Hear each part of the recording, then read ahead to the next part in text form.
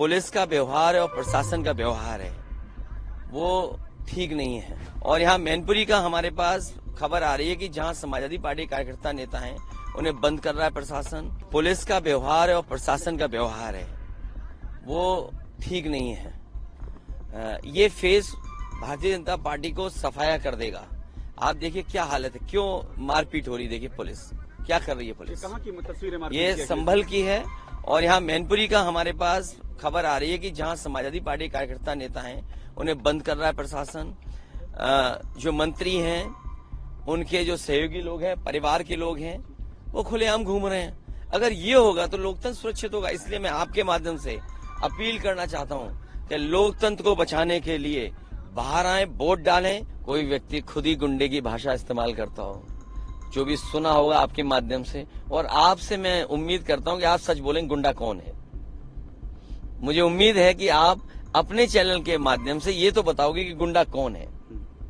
सरकार में रहकर के जो लोग गुंडे कर रहे हैं वो असली गुंडे हैं क्या? विपक्ष के लोग जो केवल अपने अधिकार को, वोट डालने के अधिकार को पूरा डालना चाहते हैं वोट, तो चुनाव आयोग के रहते हुए सब गुंडई चल रही है, आप ये कह रहे हैं? हमें उम्मीद है कि इलेक्शन कमीशन, ये जो आपसे बातचीत हुई है मंत्री जी की या बीजेपी के नेताओं की, उनके कान आंख तक पहुंचे होगी, शायद वो न्याय दिलाएं। ये बातें जो उन्होंने कही आपत्तिजनक हैं, आपको लगता है ये भाषा की जो आप बात कर रहे हैं और जो आरोप वो लगा रहे हैं? अरे बीजेपी के एक नेता की भाषा खराब नहीं, न जाने कितने नेताओं की कैसी भाषा है और व्यवहार कैसा है। भाषा और व्यवहार आप सब जानते हो। अगर मैं तुम्हें छू लूं तो तुम्हें नहाना पड़ेगा।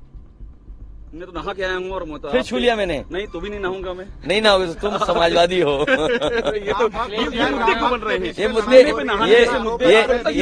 ये मुद्दे इसलिए बन रहे हैं क्योंकि वो किसानों की आय दो नहीं कर पाए और 1 लाख किसान ने आत्महत्या कर ली। काले कानून लाए थे, 1000 किसान शहीद हो गया। यहाँ पे थार चढ़ाई, इतनी परीक्षाएं के पेपर लीक हो गए, उनका जवाब नहीं है ना। नौजवान खड़ा हुआ वोट डाला है सरकार के खिलाफ। आप बताइए, इस सरकार ने तीसरे फेज का चुनाव हो चुका है, क्या पेपर लीक के बारे में कुछ कहा है या नौजवानों को नौकरी रोजगार देने की बात कही? तो इसलिए जानबूझकर वो ध्यान हटाना चाहते हैं।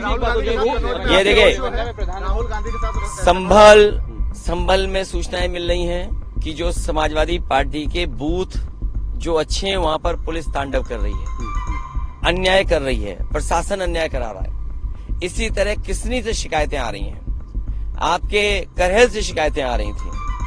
और मैनपुरी की तैयारी है शहर में कि बूथ लूटे जाएंगे। बूथ लूटने की तैयारी आप ये कह रहे हैं? बीजेपी के लोगों ने पिछले चुनाव में भी बूथ लूटा थे, तब भी बुरा हारे थे।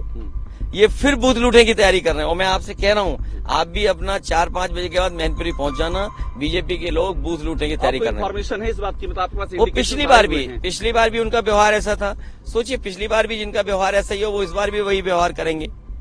अगले एक बार मुझे बता दीजिए, आप बताइए, चेयरमैन जितने बैठाए जा रहे हैं थाने में, विपक्ष के लोग बैठाए जा रहे हैं, सत्ता के पक्ष के लोग क्यों नहीं बैठाए जा रहे हैं?